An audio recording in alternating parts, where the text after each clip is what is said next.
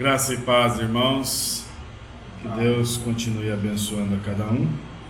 Nós vamos nos colocar em pé. Querido Deus, mais uma vez nós estamos nesse lugar para louvar ao Senhor, adorá-lo na beleza de tua santidade. Receba agora, Senhor, a nossa adoração, o nosso louvor. Que esta noite possamos ver a tua presença em nosso meio, nesta reunião. O Senhor tenha total liberdade em falar aos nossos corações. Possamos sair melhores, ó Pai, desta reunião do que quando chegamos. É a nossa oração em nome de Jesus Cristo. Amém. Assentai, irmãos. Nós vamos iniciar cantando. Vamos iniciar cantando o número 304 da harpa, A Face Adorada.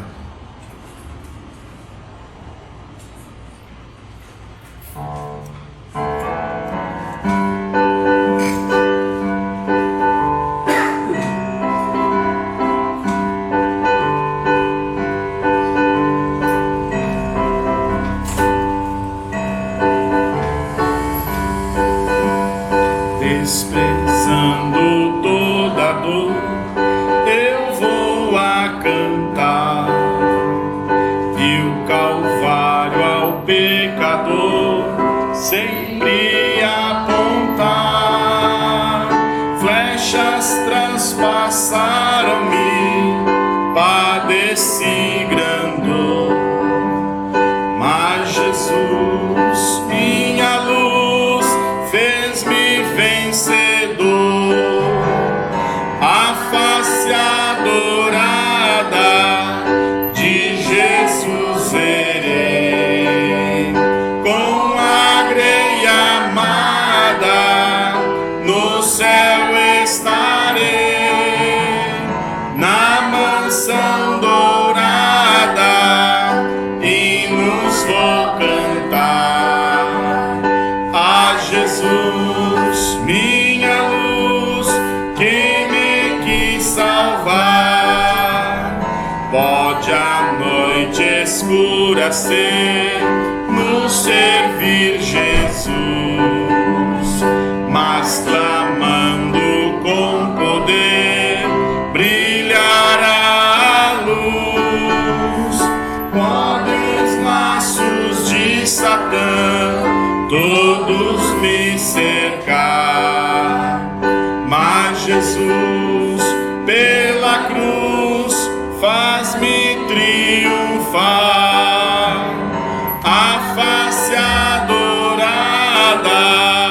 de Jesus verei, com a greia amada no céu estarei, na mansão dourada, hinos vou cantar a Jesus, minha luz, que me quis salvar.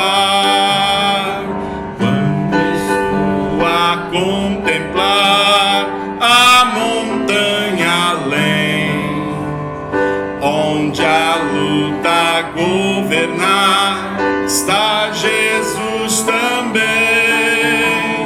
que estende a sua mão sobre nós dali.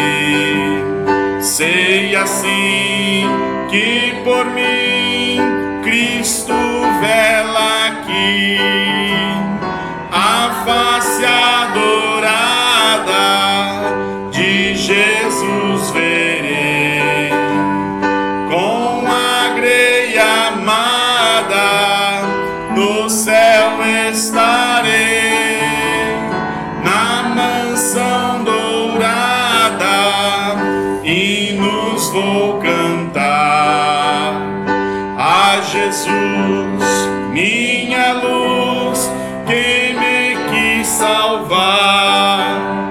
Se entre as ondas estou sem luz, quase a perecer, piloto é Jesus, pode me valer. O meu barco guia bem pelo bravo mar. Sim, Jesus me conduz, posso sossegar.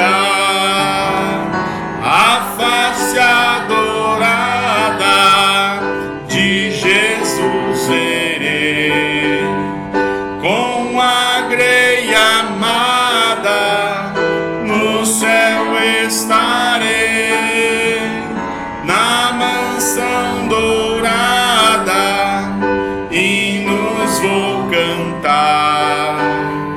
A Jesus, minha luz, que me quis salvar. Amém. Graças a Deus. Vamos cantar mais um hino e depois nós vamos ter aí uma palavra, a participação do irmão João Amaral. É isso, né? Hã? Vitor, mas tem João também. Então tá. João Victor Amaral ou do Amaral? Pronto. Então, João Victor do Amaral. Nós vamos ouvir então depois. O número é o 467 da harpa, Sobre as Ondas do Mar.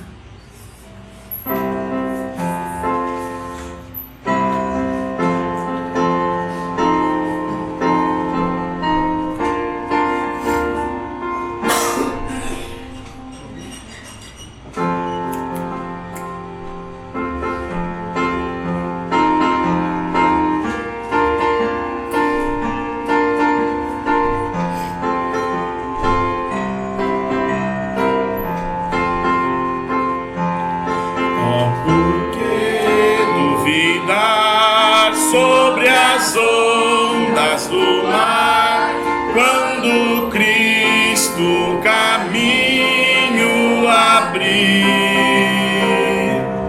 quando força do oeste sobre as ondas do mar, seu amor a ti quer revelar. Solta o cabo da nau, toma os remos nas mãos e navega com fé em Jesus. E então tu verás que bonança se faz, pois com ele seguro serás. Vem te assustar, tempestades no mar, da montanha o mestre te vê, e na tribulação ele vem socorrer, sua mão bem te pode suster. Solta o cabo da nau, toma os remos nas mãos e navega com fé em Jesus. Então tu verás que bonança se faz, pois com ele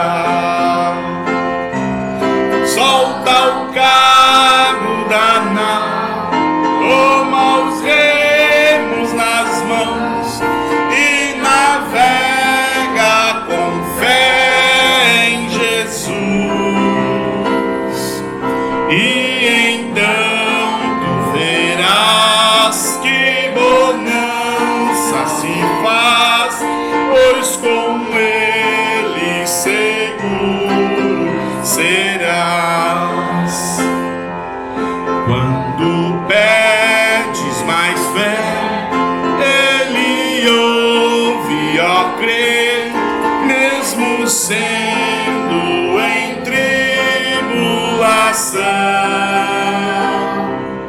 quando a mão de poder o teu ego tirar, sobre as ondas poderás andar.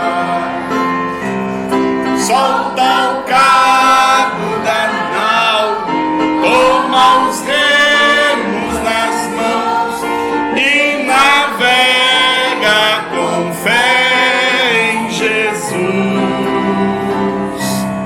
E então tu verás que bonança se faz, pois com ele seguro serás.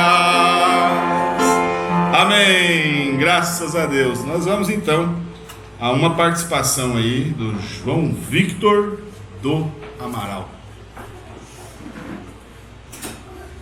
Acertei, né? Evangelho de João, capítulo 3, 1 ao 6. E havia entre os fariseus um homem chamado Nicodemo, príncipe dos judeus. Este foi ter de noite com Jesus, e disse-lhe: Rabi, bem sabemos que és mestre, vindo de Deus, porque ninguém faz estes sinais que tu fazes, se Deus não for com ele. Jesus respondeu e disse-lhe: na verdade, eu te digo, aquele que não nascer de novo não pode ver o reino de Deus. Disse-lhe Nicodemos: como pode um homem nascer sendo velho?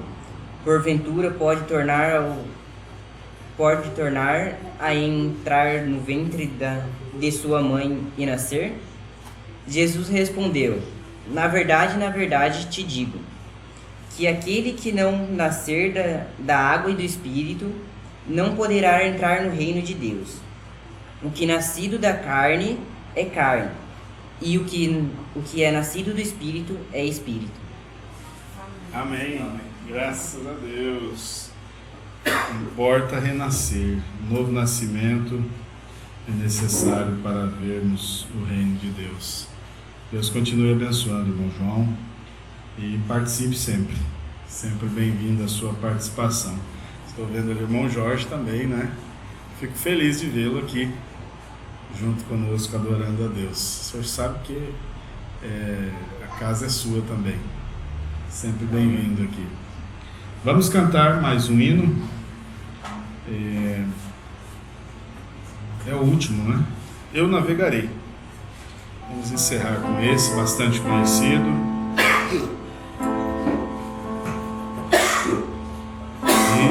Eu navegarei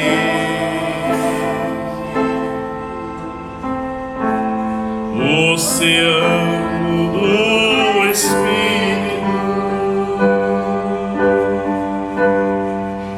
e ali adorarei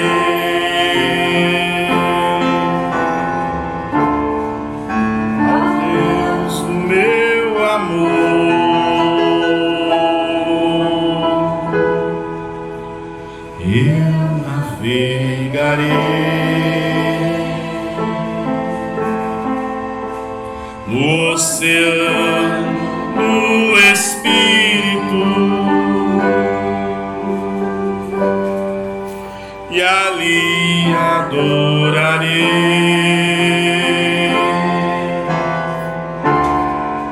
ao Deus do meu amor.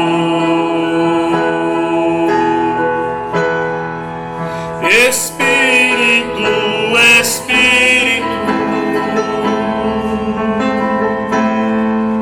que desce como fogo, vem como em Pentecostes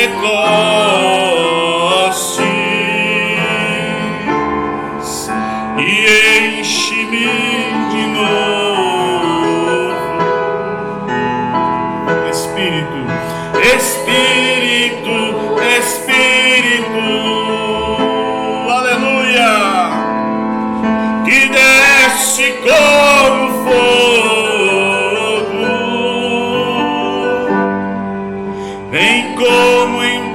Pentecostes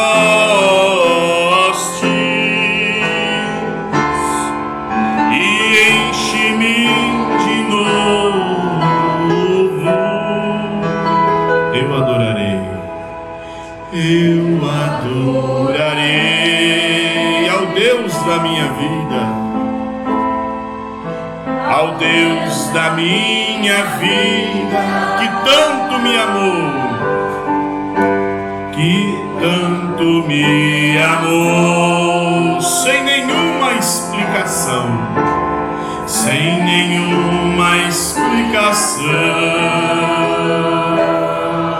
eu adorarei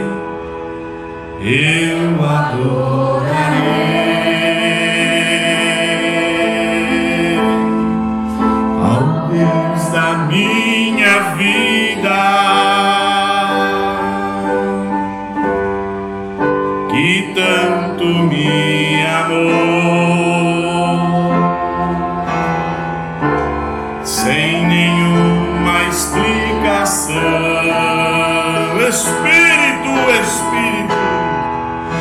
Espírito, aleluia, que desce como fogo, vem como em Pentecostes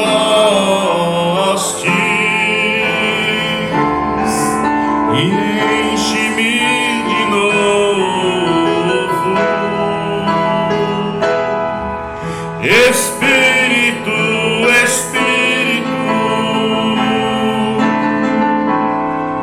que desce como fogo, vem como em Pentecostes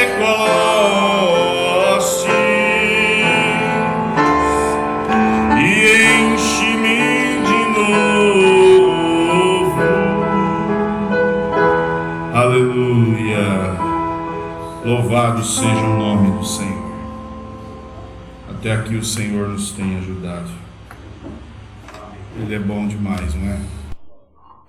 Você pode encontrar aí na sua Bíblia esse primeiro livro de Samuel. Primeiro livro de Samuel, capítulo 13. 1 Samuel 13.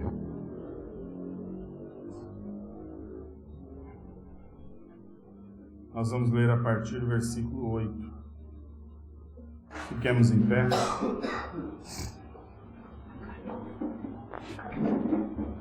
1 Samuel 13, a partir do versículo 8. Se o irmão puder me alcançar, irmão João, o celular para mim, por favor.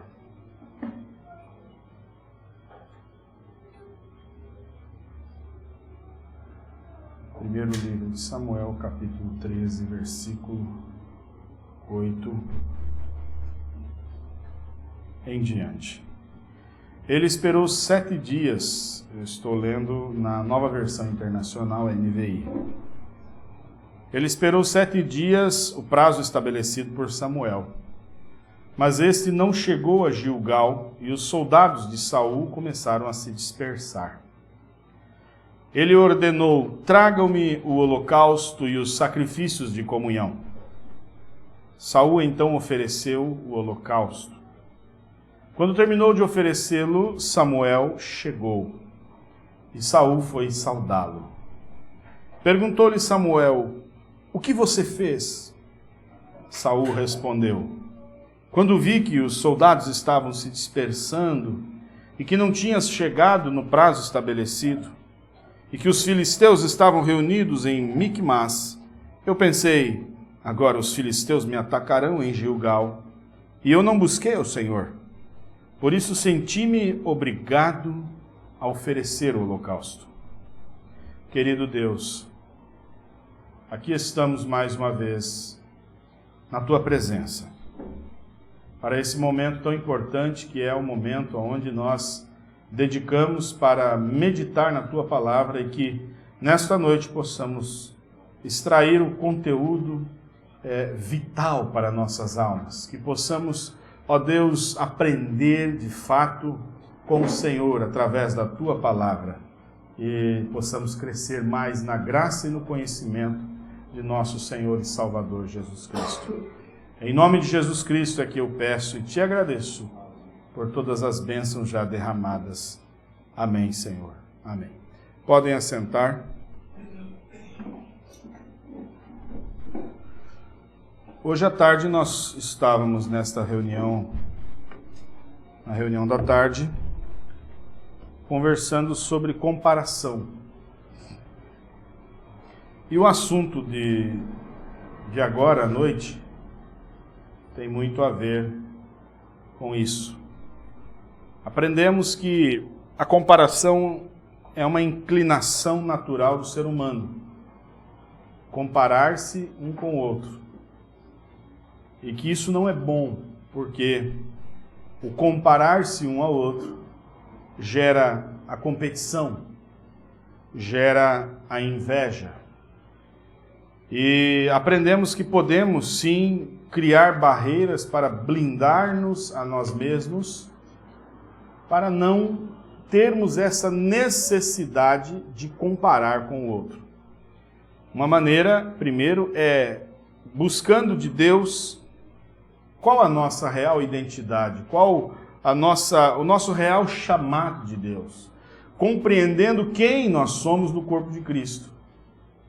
Porque quando você entende quem você é, qual o seu propósito, qual o propósito de Deus na sua vida, você não estará mais preocupado com a comparação em relação ao outro. Paulo fala do corpo de Cristo e falamos na diferença da mão e do pé. Qual que é mais importante, a mão ou o pé? É muito difícil você escolher qual seja mais importante, porque você precisa de ambos. A mão tem uma função, o pé tem outra. O que a mão faz, o pé não faz. O que o pé faz, a mão não faz. Então, entendendo isso, que cada parte do corpo é importante, assim, nós, como membros do corpo de Cristo, entendemos que cada um de nós é importante para Deus, para o reino de Deus. Você tem o seu valor para o reino de Deus. E você tem um propósito, uma razão de você estar aqui. Você não está aqui hoje por um fruto do acaso. Deus te trouxe até aqui. Algo no seu coração despertou o desejo para você se mover e chegar até esse lugar. Você não veio aqui obrigado, mas você vem por sua livre e espontânea vontade, porque Deus pôs em você o desejo de estar aqui. E estando aqui, é nosso dever buscar ao Senhor e procurar entender diante de Deus qual é a nossa parte, qual a nossa posição, qual o nosso propósito real nessa vida. Nós não estamos aqui de passagem, nós estamos aqui de passagem, mas nós não estamos aqui simplesmente para viver a vida de qualquer maneira. Deus espera de nós que nós sejamos frutíferos. Várias e várias vezes na Escritura, Jesus dá essa ênfase. Desde João Batista, quando começa a pregar a sua mensagem de arrependimento, preparando o povo para receber Jesus Cristo, ele já dizia, produzam frutos dignos de arrependimento. Quando Jesus vem, ele diz a respeito daquela parábola do semeador, ele fala da semente que caiu entre espinhos e que, crescendo, ficou sufocada pelos espinhos e não produziu fruto.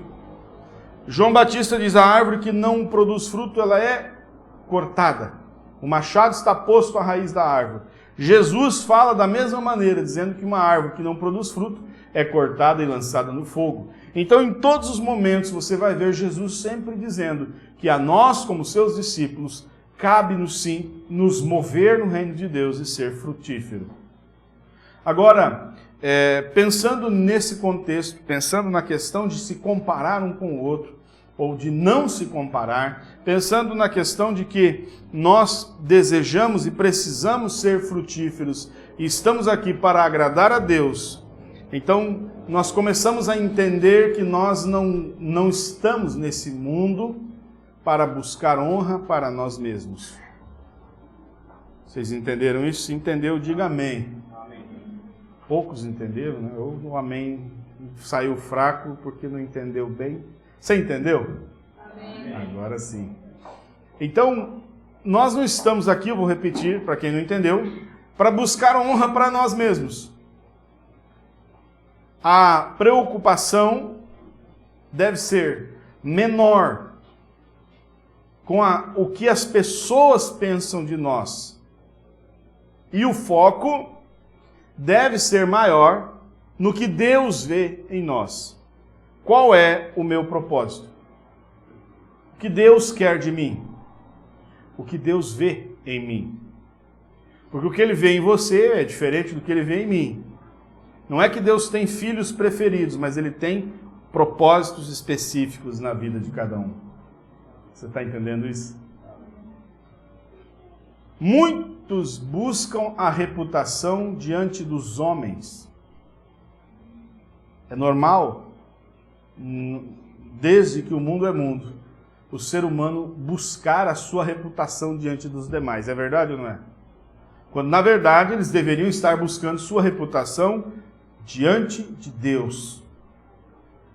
Porque essa vida, ela é efêmera, ela chegará ao fim, ela é curta. A nossa alma, ela terá um destino. E esse destino é a eternidade.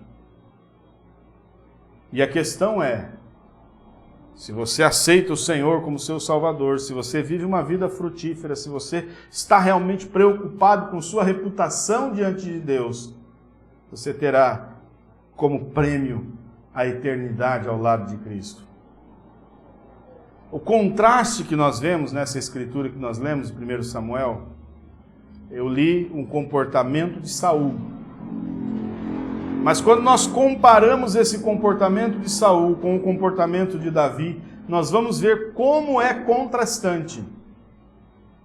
E aí a gente vai entendendo por que Deus rejeita Saul, porque nesse episódio Samuel diz: agora Deus tirou o reino de suas mãos e já colocou outro no seu lugar, que era Davi. Por que Deus fez isso? Por causa justamente daquilo que Saul priorizava e daquilo que Davi priorizava. Porque nós vamos... Quando você para olhar a história desses dois homens, se você não olha com olhos espirituais e com um entendimento claro, você pode até questionar Deus. Porque parece que esse episódio dele fazer um holocausto, o pecado de Saul foi fazer o holocausto. E o pecado de Davi? Acontece que Deus tinha dado uma ordem para Saul. E ele desobedeceu essa ordem. Davi também, por sua desobediência, acabou pecando, cometendo adultério. Foi praticamente, indiretamente, assassinato. Então, quando nós colocamos na nossa balança humana, parece que o pecado de Davi é mais grave, sim ou não? Por quê? Por que Deus agiu de forma tão rígida com Saul? E Deus perdoou Davi. Já fizeram essa pergunta para si mesmo, para Deus? Qual que é a diferença? Deus rejeitou Saul e escolheu Davi.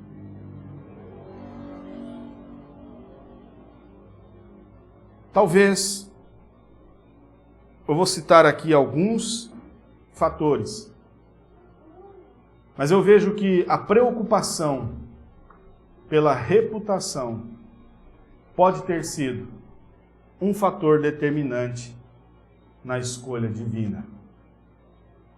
O rei Saul estava demonstrando valorizar mais a reputação diante dos homens do que diante de Deus. Essa é a razão pela qual ele decide desobedecer uma ordem de Deus. Para quê? Para ficar bem com o povo. Saul desobedece uma ordem de Deus para fazer média com o povo. focando em sua reputação diante do povo. O povo começou a dispersar. E quando ele viu o povo dispersando, deixando ele ficou preocupado. E então ele vai agir imediatamente tentando estancar essa sangria. Por quantas vezes eu vi isso acontecendo, principalmente no meio de igreja, né? O pastor as pessoas começam a se afastar, por N razões. Então, imediatamente, a preocupação do pastor não é com o evangelho, é com fazer alguma manipulação, alguma coisa de modo a estancar a sangria apenas, a tratar o efeito, sem pensar no que está causando o problema. E assim Saul fez. Saul estava preocupado na sua reputação para com o povo. Já o rei Davi, aí você vai ver a diferença. Ele pecou, o que ele fez foi seríssimo. Mas quando Samuel chega diante dele, Natan, né? Chega diante dele. Quando o profeta chega e mostra para ele o seu pecado, ele já não se preocupou mais com aquilo que os homens podiam pensar dele. Você vai ver, e eu recomendo você chegar em casa e ler o Salmo 51. Porque o Salmo 51 é a oração de Davi, depois do seu pecado com Betseba e a morte de Urias, depois da visita do profeta até ele. Então ele escreve o Salmo 51, que é a sua oração. Ele não estava mais preocupado com o que os homens iriam pensar a seu respeito. A partir desse momento, Davi foca os seus olhos em Deus e começa a se preocupar no que Deus estava pensando a seu respeito. O quanto aquele pecado afetou a sua relação com Deus. E aí você vai ler lá no Salmo 51, nos versículos 11 e 12, o desespero de alma de Davi, dizendo: não me repulses da tua presença, nem me retires o teu Santo Espírito, restitui-me a alegria da tua salvação. E quando Saul, depois de ter pecado, a única coisa que ele fez, a única coisa que Saul pareceu ter visto como perda foi a posição diante do povo. Lá em 1 Samuel 15:30. Davi, por sua vez, se preocupa com a sua posição diante de Deus. Ele está preocupado e com grande pesar por ter ferido o coração de Deus. Saul, quando é confrontado com o seu pecado, ele diz: não, eu não fiz nada de errado. Está tudo certo. Foi culpa sua, você demorou, você não chegou no prazo que nós combinamos. Ele tenta se esquivar do seu pecado. Davi, quando confrontado, ele cai de joelhos e suplica o perdão de Deus. Vocês estão entendendo? Consegue ver a diferença? A preocupação de Saul era ficar bem com o povo, a preocupação de Davi era ficar bem com Deus. Ambos pecaram. A maneira como se vai resolver o pecado é que aí muda. A perspectiva é outra. Salmo 51, versículo 4, ele diz: pequei contra ti somente. Fiz o que é mal perante os seus olhos. Ele admitiu. A gente vai percebendo que é esse desprendimento quanto à reputação humana. Até naquele momento em que houve aquele desentendimento entre Davi e Mical, quando o rei retornava para casa, depois de trazer de volta a Arca da Aliança para Jerusalém. É tremendo esse episódio. Davi teve muitas vitórias na vida. Davi matou o urso, Davi matou o leão, Davi matou o gigante Golias. Davi, em cada batalha que ele ia, ele vencia. Ele era vitorioso em todas as batalhas. Mas eu nunca vi Davi dançar quando matou o urso. Ele não dançou quando matou o leão. Ele não dançou quando matou Golias. Mas quando a arca, que simboliza a palavra, estava voltando de volta para seu lugar, Davi regozijou na presença de Deus. Davi dançou diante da arca. Ele festejou, aquilo tinha um símbolo tremendo para ele. E quando chegou em casa, ele estava rejubilando, ele estava feliz. Agora, Mical, quem era o pai de Mical? Vocês que estão estudando aí, o Samuel. Fala mais forte. Saul era o pai de Mical. Vocês estão entendendo o problema? Ele chega em casa, Mical dá a ele uma repreensão. Que coisa feia! O rei de Israel se exibindo desse jeito. Mesmo nesse desentendimento, Mical estava, obviamente, carregando o seu traço genético, né? Seguindo a mesma linha de pensamento de seu pai. Despreza a atitude de Davi. Isso aí está lá em 2 Samuel capítulo 6. Acusando ele de se expor excessivamente. A preocupação dela era com o que o povo vai pensar de você. A mesma preocupação do pai. O que o povo vai pensar do rei?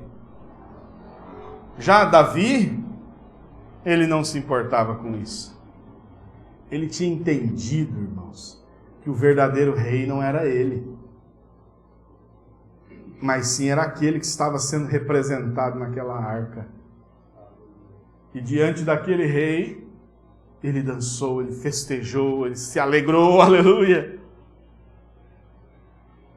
Quantas pessoas têm falhado nisso?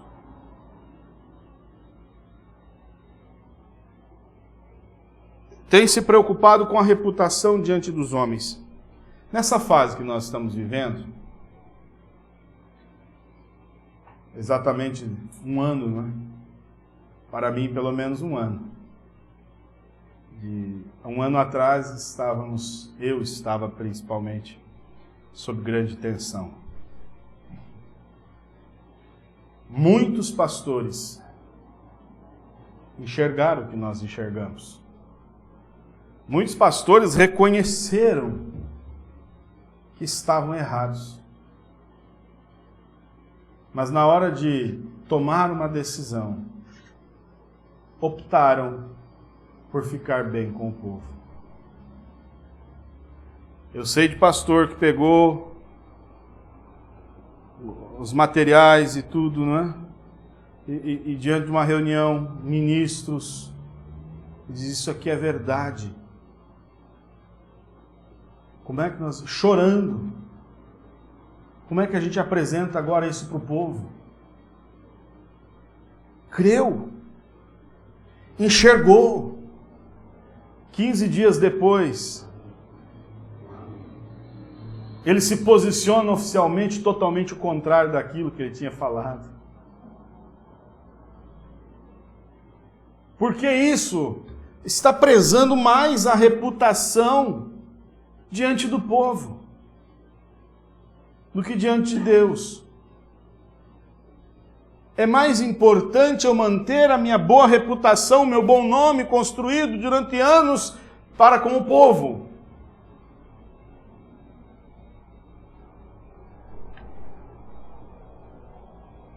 Oh Deus!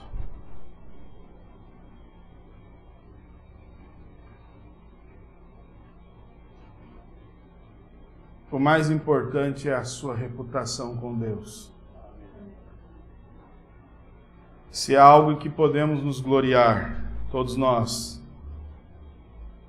é que nós não fomos desobedientes à visão celestial. independente do que custasse, nós queremos ficar com a palavra. Nós queremos é que Deus, não é o que os homens vão pensar de nós, é o que Deus vai pensar de nós. Como posso eu conhecer uma verdade e pregar uma mentira? É incoerente.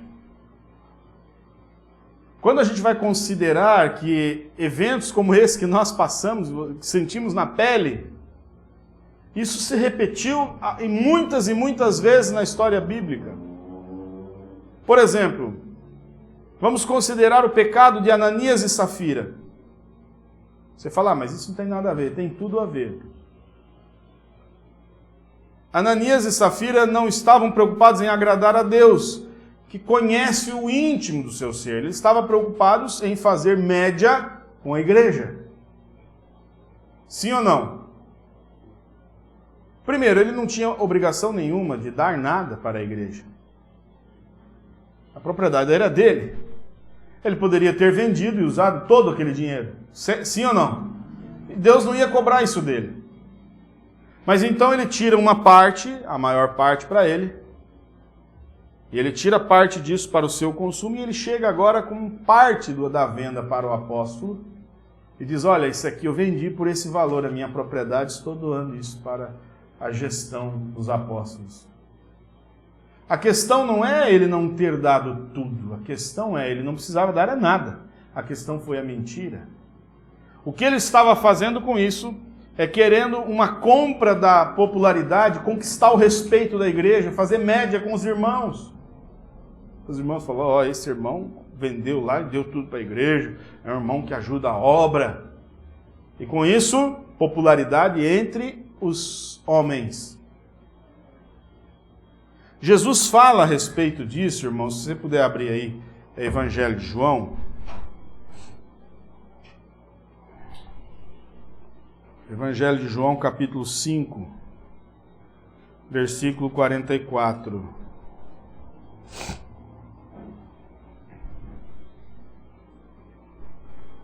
Na Almeida, Revista e Corrigida, nós lemos assim: Como podeis vós crer, recebendo honra uns dos outros, e não buscando a honra que vem só de Deus? Assim as pessoas vivem. Aí não tem como crer em Deus. Estão preocupados em receber a honra da igreja. Assim foi com Ananias e Safira. Queria a honra dos homens e não a de Deus. Quando você vai seguindo lendo o livro de Atos, você vai encontrar o mesmo problema acontecendo com Simão, aquele ex-mágico, lá da cidade de Samaria. Não foi o problema ali somente oferecer o dinheiro para comprar o dom apostólico.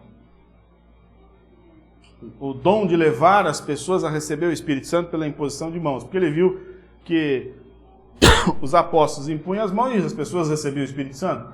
Então ele diz, eu também quero isso. Esse poder. E oferece, então, quanto você quer para me dar esse poder? Geralmente nós lembramos apenas do momento em que Pedro o repreende. Mas quando você vai buscando na Escritura o que ele era antes do Evangelho chegar a Samaria, aí você começa a entender o contexto. Abre aí Atos capítulo 8.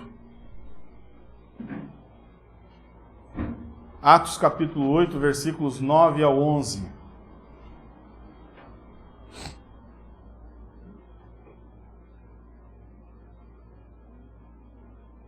Ora, havia certo homem chamado Simão, que ali praticava mágica, iludindo o povo de Samaria e insinuando ser ele grande vulto, ao qual todos davam ouvidos. Atos 8, do 9 ao 11.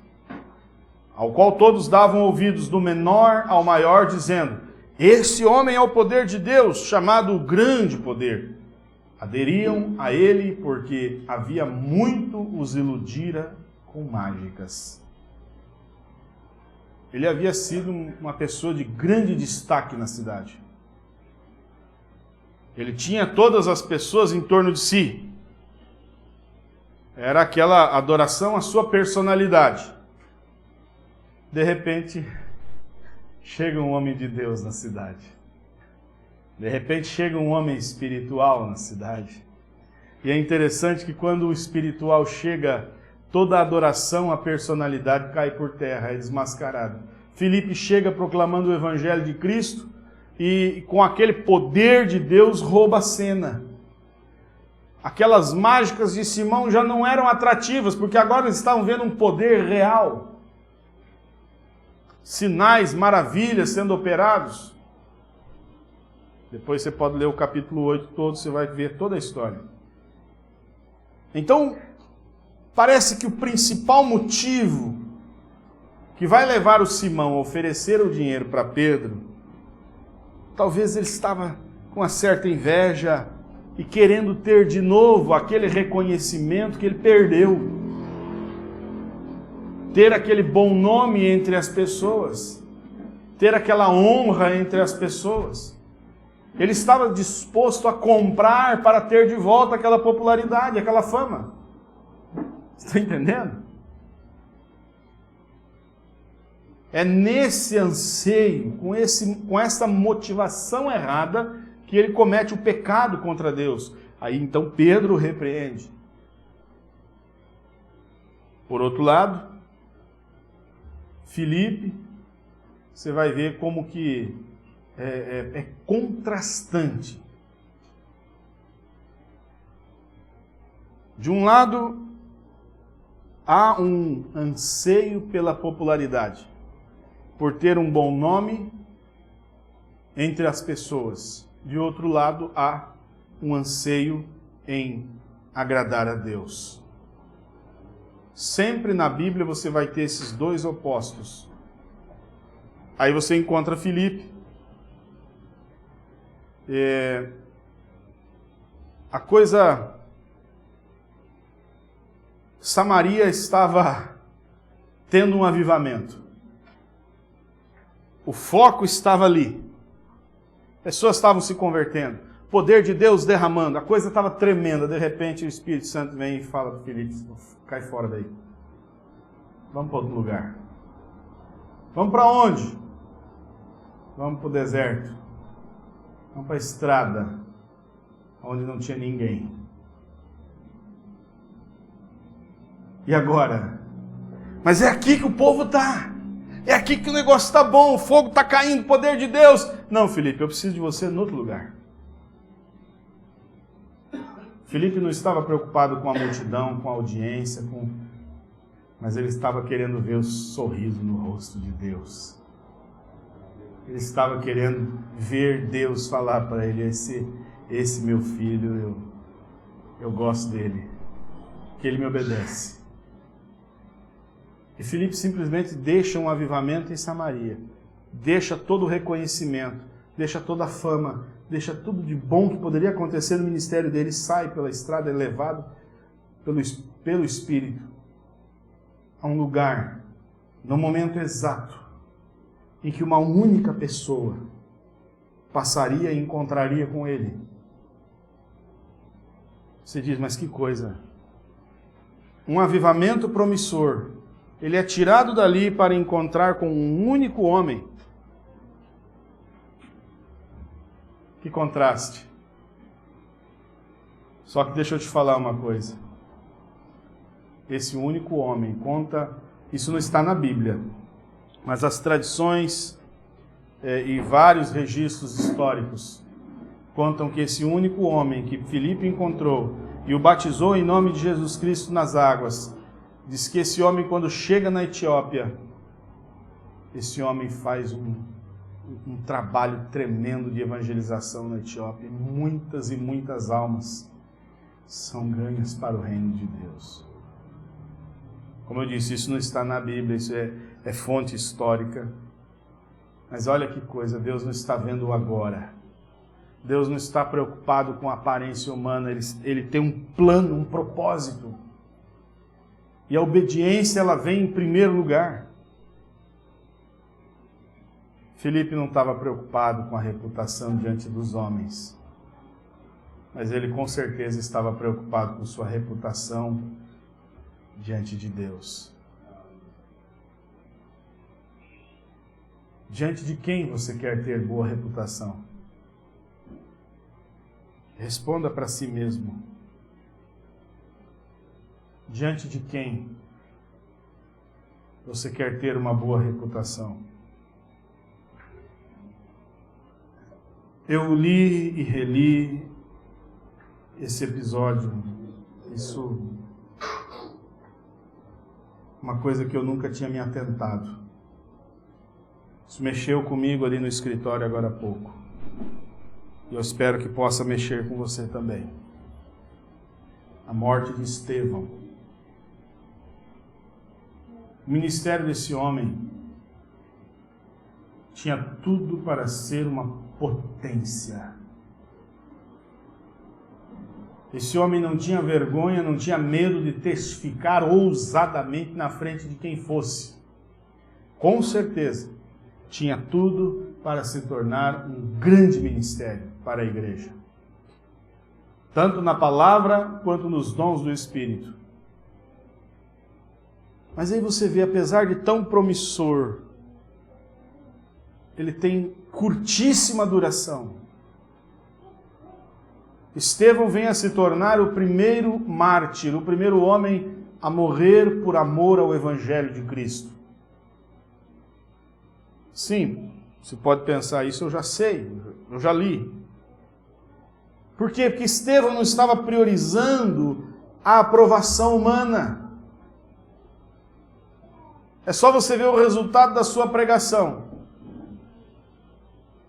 Atos capítulo 7, versículo 54. Ouvindo eles isto, enfureciam-se no seu coração e rilhavam os dentes contra ele. Eles odiaram Estevão. Eles detestaram a sua pregação. E o Senhor, ele alcançou uma grande reputação diante de Deus. Isso aqui que mexeu comigo. Atos capítulo 7, versos 55 e 56, eu quero encerrar com isso. Abra aí na sua Bíblia, e eu tenho certeza que você vai marcar esse ponto, porque falou bastante comigo. Atos 7, 55 e 56. Atos capítulo 7, versos 55 e 56. Mas Estevão, cheio do Espírito Santo, fitou os olhos no céu e viu a glória de Deus e Jesus que estava à sua direita. E disse, esse versículo: Eis que vejo os céus abertos e o Filho do Homem em pé à direita de Deus. Por que isso mexeu tanto conosco? Porque em toda a Bíblia você vai encontrar muitos exemplos de reis assentados no trono em audiência pública. No Apocalipse, Jesus é retratado como aquele que você vai encontrar esse quadro, um trono e um assentado sobre o trono. Mas ali Jesus não está sentado. Jesus está de pé. Oh, gente. Eu imagino que no momento da morte desse servo de Deus, Jesus diz, não, esse aí eu recebo em pé. Esse eu aplaudo em pé. Esse eu fico em pé para ver a fidelidade desse servo. Geralmente, quando você está numa audiência, quando você vai ver alguém ser ovacionado, a plateia fica de pé e aplaude. Não é assim? Quando uma autoridade entra em um julgamento, a autoridade mais alta é o juiz, alguém importante entra, todo mundo fica em pé. No momento em que Estevão rendia o espírito, pouquinho antes de morrer, ele vê Jesus em pé. Jesus está olhando para ele. Contrariando o padrão, traz a nós uma mensagem tremenda. Oh, Estevão, alguém como você eu recebo de pé. Eu aplaudo de pé. Aleluia! Irmãos, essa é a única honra que eu quero alcançar. Essa é a única honra que eu desejo alcançar. Se eu tiver que perder tudo, se eu tiver que passar até fome, não tem problema. Desde que eu possa agradar ao meu Deus. Esse para mim, naquele momento decisivo, naquele momento difícil, foi o fator predominante e decisivo para a tomada de decisão. Minha conclusão: eu morrerei um dia. E eu não quero ter que me apresentar diante de Deus como um conhecedor da verdade e ainda assim optando por mostrar uma mentira simplesmente para agradar as pessoas. Eu quero ser honrado por Deus naquele dia e para isso eu honro agora. Para isso eu escolho servi-lo, obedecê-lo. O apóstolo Paulo chega a falar até mesmo as gloriosas experiências com Deus pode ser motivo de você se exaltar. Por isso você nunca deixe de guardar o seu coração, verificar a real motivação do seu coração e buscar em todo o tempo agradar unicamente a Deus. Querido Deus, nós tropeçamos, caímos, falhamos, levantamos de novo, tropeçamos de novo, levantamos outra vez. Mas em todos esses tombos, em todos os erros e acertos, em todos os momentos da vida, Senhor, jamais me permita estar preocupado com a reputação diante dos homens, mas deixa-me estar preocupado com o que o Senhor está pensando de mim, porque eu quero fazer aquilo que agrada ao Senhor. Esses irmãos aqui desejam fazer aquilo que agrada ao Senhor. Esta igreja deseja fazer aquilo que agrada ao Senhor. Ó Deus, toma-nos pela mão, ensina-nos a fidelidade, a obediência a cada dia, que possamos crescer no conhecimento, crescer na graça, que possamos amadurecer a ponto de sermos obedientes, de forma a não questionar a sua vontade, mas a obedecê-lo com sinceridade de coração. Em nome de Jesus Cristo. Amém, Senhor. Amém. Deus abençoe aos irmãos pela internet. Nós encerramos agora e teremos a ceia aqui na igreja local, aqui em Blumenau. Você é bem-vindo a acompanhar as programações, sempre de segunda a sábado, às 7 horas da manhã. Nós temos o nosso devocional diário aí no canal, você pode acompanhar também a nossa meditação matinal. Deus te abençoe, em nome de Jesus Cristo. Amém.